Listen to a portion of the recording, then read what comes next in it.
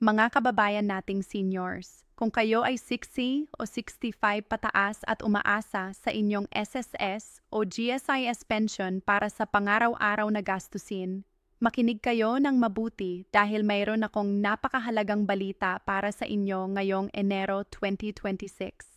Maraming pensioners ang nagtatanong sa akin, kailan ba talaga darating ang aking pensyon? Bakit parang iba-iba ang schedule ng pagdating ng pera? At alam ninyo ba na may mga pagbabago na nangyari sa payment schedule na maaaring makaapekto sa inyong monthly budget? Ito ang totoo mga kaibigan. Kung hindi ninyo susuriin ang eksaktong petsa ng inyong bayad, maaari kayong maghintay ng matagal o mas malala. Maaaring makaligtaan ninyo ang ilang benepisyo na para sa inyo. Ang SSS at GSIS ay naglabas ng bagong pension schedule para sa taong ito at hindi lahat ay pareho ang dating ng pera. May mga pensioners na nakatanggap na ng kanilang Enero pensyon noong unang linggo pa. Pero may iba na hanggang ngayon ay naghihintay pa rin. Ang katotohanan ay merong sistema, merong proseso, at kailangan nating maintindihan, tunirang lubusan para hindi tayo mapag-iwanan. Sa video na ito, ipapakita ko sa inyo kung paano suriin ang eksaktong petsa ng inyong pensyon. Magkano talaga ang dapat ninyong matanggap at ano ang mga dapat ninyong gawin para makuha ang bawat piso na para sa inyo? Huwag ninyong patakasin ito dahil ang mga impormasyon na ito ay makakatulong sa inyo na magplano ng maayos para sa buong taon. Kaya naman umupo kayo ng maayos. Kumuha ngelpen kung kailangan at pag-usapan natin ito ng detalyado tulad ng magkaibigan na nag-uusap sa hapagkainan. Una sa lahat, kailangan nating malaman kung paano gumagana ang pension schedule ng SSS at GSIS dahil hindi ito pareho. Ang SSS pensioners, ang inyong payment schedule ay nakadepende sa huling digit ng inyong SSS number. Halimbawa, kung ang SSS number ninyo ay nagtatapos sa 0 o ang inyong pension ay usually credited or available for withdrawal sa unang bahagi ng buwan mga ika o ika-6 ng buwan. Kung naman ang number ninyo ay nagtatapos sa 2 o 3, medyo kaunting antay mga ika-10 or ika-1 ng buwan. Ganoon din ang pattern para sa natitirang digits. Ang 4 at 5 ay mga gitna ng buwan, mga ika-15 o ika-17 habang ang 6 at 7 ay mga ika-20 o ika-22, ang 8 at 9 naman ay mga bandang huling bahagi na mga ika-25 o ika-27 ng buwan. Ito ay mahalagang malaman dahil kung alam ninyo ang schedule, hindi kayo mabibigla o mag-aalala kung bakit delayed pa ang inyong pera. Sa kabilang banda, ang GSIS pensioners ay may ibang sistema. Ang GSIS ay nagsasabing ang lahat ng pensions ay dapat i-credit na sa inyong account bago magsimula ang buwan. Ibig sabihin bago pa man dumating ang Enero 1, dapat nandoon na ang pera ninyo. Pero sa katotohanan, maraming pensioners ang nakakaranas ng delay dahil sa iba't ibang kadahilan. Technical issues sa bangko, pending verification ng documents, o kaya naman ay may problema sa inyong registered account. Kaya ang tanong, paano ninyo masusuri kung tama ba ang dating ng inyong pension?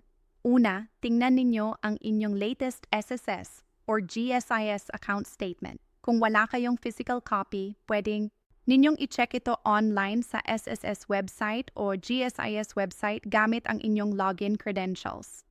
Kung hindi pa kayo registered online, ito ang tamang panahon para gawin ito dahil sobrang convenient at mabilis lang ang proseso. Pumunta lang sa nearest SSS o GSIS office, magdala ng valid ID at inyong pension details at tutulungan kayo ng staff na mag-set up ng online account. Kapag mayon na kayong access, makikita ninyo doon ang inyong payment history, ang exact dates ng previous credits at ang projected schedule ng susunod na payments. Ito ay parang transparent ledger kung saan makikita ninyo kung may discrepancy o kulang sa inyong natanggap. Ngayon, pag-usapan natin ang mga halaga dahil ito ang pinaka-importante sa lahat. Ang average SSS pension ngayong 2026 ay umiikot sa mga 500 hanggang 8,000 per month depende sa inyong contribution history at sa number ng years na nag-contribute kayo. Pero meron ding mas mataas na nakakakuha ng hanggang 15,000 o higit pa, lalo na kung kayo ay long-time contributors na nag-contribute ng maximum amount for many years. Ang GSIS pensioners naman, mas mataas ang average, usually ranging from 10,000 to 25,000 or higit pa depende kung regular employee kayo, teacher, or higher government position. Pero alam ninyo ba na hindi lahat ng pensioners ay tumatanggap ng full amount na dapat sa kanila? Ito ang isang malaking problema na hindi masyadong pinag-uusapan. May mga instances kung saan may deduction sa pension. Dahil sa outstanding loans, unpaid contributions noong active service pa o kaya ay may garnishment dahil sa court orders. Kaya kung napapansin ninyong kulang ang inyong pension compared sa expected amount, kailangan ninyong mag-inquire kaagad sa SSS or GSIS office para malaman kung ano ang dahilan ng pagbawas. Minsan simpleng clerical error lang ito na pwedeng ayusin. Pero kung hindi ninyo kistunin, magtutuloy-tuloy lang ang mali at patuloy kayong makakakuha ng kulang na halaga. Mayroon ding mga hidden benefits na hindi alam ng karamihan sa ating mga pensioners. Halimbawa, kung kayo ay may asawa na dependent, may additional 1,000 spousal benefit na dapat kayong makatanggap mula SSS. Kung mayroon naman kayong dependent children na below 21 years old at hindi pa nag-aasawa or hindi pa kumikita, may additional 500 per child hanggang maximum na 5. Ang GSIS naman ay may similar provisions plus merong hospitalization benefits, final pay benefits at iba pang allowances na maaari ninyong i-claim. Ang problema, maraming pensioners ang hindi nag-a-apply para sa mga additional benefits na ito dahil hindi nila alam na entitled sila. Kaya ang advice ko, kumuha kayo ng appointment sa SSS o GSIS. Magdala ng lahat ng relevant documents, marriage certificate, birth certificates ng children, proof of dependency, at i-update ninyo ang inyong records. Ang prosesong ito ay maaaring tumagal ng ilang linggo, pero worth it dahil ang additional thousands of per month ay malaking bagay, lalo na sa panahon ngayon na mataas ang presyo ng bilihin.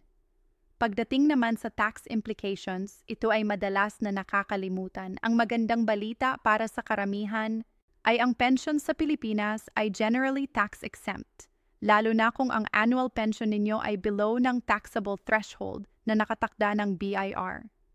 Pero kung kayo ay may iba pang sources of income bukod sa pensyon, halimbawa rental income, business income, or investment returns, maaring kailanganin ninyong mag-file ng tax return at magbayad ng appropriate taxes. Ang BIR ay mahigpit pagdating dito at ayaw nating makakuha ng penalties o surcharges dahil sa hindi pag-comply. Ang best practice ay kumonsulta sa isang accountant o pumunta sa nearest BIR office para magtanong kung ano ang inyong tax obligations. Mas mabuting sigurado at compliant kayo kaysa magulat na lang na may assessment or demand letter na dumating sa inyo. Ngayon, pag-usapan natin ang mga practical tips kapag pumupunta kayo sa SSS o GSIS office. Una, iwasan ang peak days tulad ng Monday at Friday dahil dito pinakamaraming tao at hahaba ang pila. Ang best days ay Tuesday, Wednesday o Thursday at pumunta kayo ng maaga mga 7:30 o 8:00 a.m. para makauna sa pila. Magdala ng complete documents, valid IDs, pension booklet or records at any supporting papers na kailangan. Mag-photocopy na rin kayo beforehand para hindi na kayo sasabay sa photocopying services sa labas na mas mahal. Kung may companion or family member na pwedeng sumama sa inyo, mas mabuti lalo na kung medyo mahina na ang pakiramdam o mahirap na maglakad ng malayo. Huwag ding kalimutang magdala ng tubig at snacks dahil minsan kahit maaga kayo dumating, matagal pa rin ang proseso. Pero ang pinaka-importante, maging patient at courteous sa mga staff dahil sila ay tumutulong lang at marami silang pinoproseso na pensioners. Kung kailangan ninyo ng clarification, magtanong ng mahinahon at malinaw para maintindihan nila ang concern ninyo at mas mabilis nilang maresolba. May ilang pensioners din na nagtanong sa akin, paano kung naka-ATM card ako pero hindi ko pa natatanggap ang pera? Ito ay common concern lalo na sa mga probinsya or remote areas kung saan may instances na ang ATM network ay down o walang available cash sa machines Ang solusyon dito kung madalas kayong naka-experience ng ganito ay mag-shift kayo sa check payment or over-the-counter withdrawal sa bangko. Yes, mas hassle ito compared sa ATM, pero guaranteed na makukuha ninyo ang pera ninyo sa tamang panahon. Pwede rin kayong mag-request ng alternative payment method sa SS or GSIS tulad ng direct bank deposit sa ibang bangko na mas accessible sa inyo. Ang proseso ay medyo matagal dahil kailangan ng verification at updating ng records. Pero sa long run, mas convenient ito para sa inyo. Ang isa pang mahalagang punto ay ang tungkol sa pension adjustments o increases. Bawat taon, ang SSS at GSIS ay nag-a-announce kung may increase ba sa pension o wala depende sa financial status ng fund at sa inflation rate. Ngayong 2026, may mga pensioners na nag-e-expect ng adjustment dahil sa mataas na inflation nung nakaraang taon, pero hanggang ngayon wala pang official announcement. Ang advice ko, huwag kayong masyadong umasa sa increases at mag-budget kayo base sa current amount na natatanggap ninyo. Kung may increase man, ito ninyo itong bonus, pero huwag kayong mag-overspend in anticipation. Ang financial planning para sa seniors ay kailangan conservative at practical dahil limited ang sources of income at hindi na tayo maaaring bumalik sa trabaho kung ubos na ang pera. Mayroon ding mga scams at fraudulent activities na targeting ang pensioners at ito ay kailangan ninyong bantayan. May mga taong lumalabas na representatives ng SSS o GSIS na ngongolekta ng processing fees or nag-aalok ng special benefits kapalit ng bayad. Tandaan ninyo, ang SSS at GSIS ay hindi nangongolekta ng bayad para sa regular pension releases at lahat ng legitimate transactions ay ginagawa sa opisyal na offices o online portals. Kung may lumapit sa inyo na nag-aalok ng ganito, mag-ingat kayo at huwag magbigay ng pera or personal information. I-report ka agad sa nearest police station o sa SSS GSIS hotline. Ang mga manloloko ay madami at matalino at sila ay targeting specifically ang seniors dahil alam nilang madalas kayong trusting at vulnerable. Para sa mga pensioners na may outstanding loans sa SSS or GSIS, ito ay automatic na binabawas sa inyong monthly pension hanggang mabayaran ang balance. Ang deduction rate ay depende sa terms ng loan pero usually ay hindi lalagpas ng 50% ng inyong pension amount para may natitira pa kayong pera for living expenses. Kung gusto ninyong mabilis na matapos ang loan, pwede kayong mag-advance payment o mag-lump sum payment sa office. Ito ay makakatulong na ma-reduce ang interest at mas mabilis na makakakuha ng full pension amount without deductions. Pero syempre gawin lang ito kung may available funds kayo at hindi ito makakaapekto sa inyong daily budget.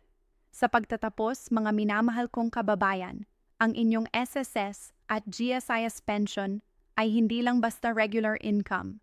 Ito ay resulta ng inyong decades of service, hard work at contribution sa ating bansa. Kayo ay deserving ng bawat piso na makukuha ninyo at responsibilidad ninyo na bantayan at protektahan ang inyong karapatan. Huwag kayong matakot magtanong, mag-follow up at mag-demand ng transparency. Kung may mali, i-report. Kung may kulang, mag-file ng complaint. Ang gobyerno ay nandito para maglingkod sa atin at tayo bilang mga taxpayers at contributors ay may karapatang makatanggap ng tamang serbisyo. Sana ay nakatulong ang video na ito sa inyo para mas maintindihan ang inyong pension schedule, benefits at rights.